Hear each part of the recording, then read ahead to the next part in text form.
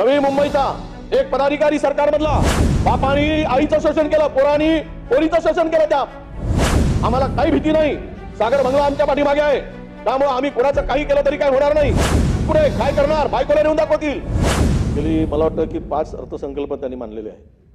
पण त्यांनी मांडलेल्या अनेक अर्थसंकल्पामध्ये जो आत्मविश्वास होता, तो आत्मविश्वास काही मागच्या 27 तारखेला मांडलेल्या अर्थसंकल्पामध्ये मला दिसला नाही. कदाचित त्यावर मला नागपूरकरांची छाप अधिक दिसली. जो कॉन्फिडन्स दादांचा होता तो जरा मला काही त्यावेळेस दिसला नाही. ज्या कॉन्फिडन्सनी दादा अर्थसंकल्प मांडायचे, आणि म्हणूनच मला कदाचित होऊ शकतं की ते नव्याने त्या बाजूने सत्तेत गेल्या, त्यामुळे थोडासा कदाचित महाराष्ट्राला पटणार नाही. पण त्यांना त्या अर्थसंकल्पामध्ये दादांची छाप मला प्रकर्षाने जाणवली नाही, हे नक्कीच आपण म्हणू. अध्यक्ष महोदय, या अर्थसंकल्पामध्ये अनेक गोष्टींचा समावेश आहे. महिला सक्षमीकरण असेल, 1 ट्रिलियन अर्थव्यवस्था आहे, उद्योग विभागाच्या घोषणा आहेत, अनेक ठिकाणी त्यामध्ये खरं तर मला कळत नाही की अर्थसंकल्पामध्ये महिला सशक्तीकरणासाठी लेक लाडकी या योजनेवर काही निधीची आपण तरतूद केली असं तुम्ही सांगितलं. अध्यक्ष महोदय, हे करत असताना खरंच राज्यातील महिलांचं सक्षमीकरण सशक्तीकरण होते का? आज आपण सगळ्यांनी बघितलंय महाराष्ट्रामध्ये सर्वाधिक महिलावरील अत्याचारांच्या घटना महाराष्ट्रात होत आहेत. तुम्ही, मला तर असं वाटतं की या सगळ्यामध्ये या योजनेवर अर्थमंत्री महोदयांनी एक शायरी पण केली, मी त्या शायरीचा उल्लेख करेन. आणि हे संपूर्ण जे काही मांडलं गेलं निवडणुका डोळ्यासमोर ठेवून मत मिळवण्यासाठी, हा जो काही अर्थसंकल्पामध्ये महिलांच्या सशक्तीकरणावर दाखवलं गेलं, मला हे कळत नाही अध्यक्ष महोदय की आपण अर्थसंकल्पामध्ये साड्या सुद्धा वाटपासाठी निधी उपलब्ध करू दे. जर राज्य सरकारला साड्या वाटप करण्याची आवश्यकता पडते, मला वाटतं की आज साड्या वाटप करण्यापेक्षा महिला असुरक्षित आहेत, तुम्ही साडी देण्यापेक्षा महिलांना शस्त्र देण्याची गरज आहे आज त्यांच्या सुरक्षिततेसाठी. हे आपण लक्षात घेतलं पाहिजे अध्यक्ष महोदय. या ठिकाणी राज्यात दुःशासनाच्या अवलादी खुलेआम मोकाट फिरतायत ना, आपण पाहतोय अध्यक्ष महोदय की शासनामधील काल परवा तुम्ही येणार कायदा सुव्यवस्थेवर, नवी मुंबईचा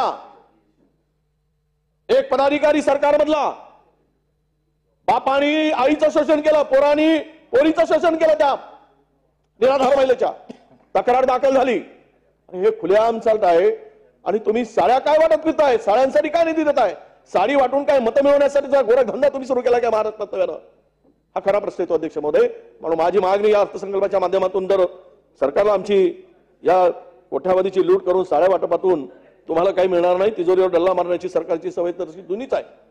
आणि म्हणून या पैशातून मतं मिळवण्यासाठी हा जो काही उद्योग केलाय आपण, आपल्याला विनंती आहे अध्यक्ष महोदय की माझी की आपण साड्या वाटण्याच्या ठिकाणी जर या महिलांच्या सक्षमी आणि बेताल जे बोलतायत काय काय महिलांच्या पोलिसांचा मॉरल, पोलिसांच्या महिलांच्या संदर्भात टिप्पणी केली जाते सभागृह, आपण बाहेर अध्यक्ष महोदय सत्ताधारी पक्षाचे आमदार, हे शोभतं काय? याच्यावर कोणी बोलायला नको?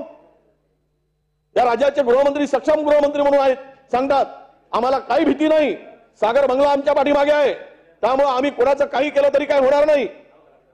आणि पोलिसांनी जर फोटो काढले तर ते म्हणतात की दाखवतील कुठे, काय करणार, बायकोला नेऊन दाखवतील. हे महिलांचा अपमान सारे लोकप्रतिनिधी करतायत, सत्ताधारी पक्षातील लोकप्रतिनिधी.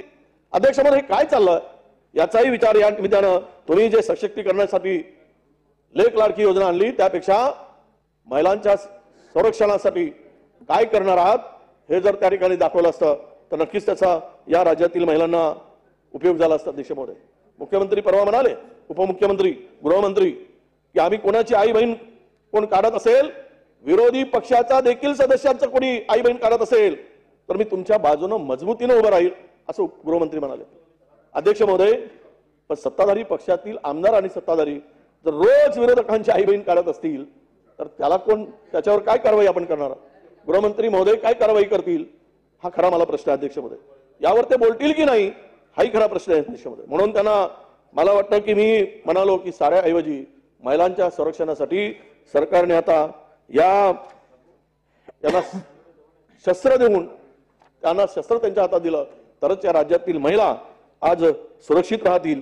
कारण आताचे दुःशासन महिलावर ज्या पद्धतीने अत्याचार आणि पोलिसांचं खच्चीकरण करतायत, महाभारतामध्ये आपल्याला माहित आहे की श्रीकृष्णाने द्रौपदीला वस्त्र दिलं मग तुम्ही मात्र महिलांना आता शस्त्र पुरवा अशी आमची मागणी या निमित्तानं अध्यक्ष महोदय आहे.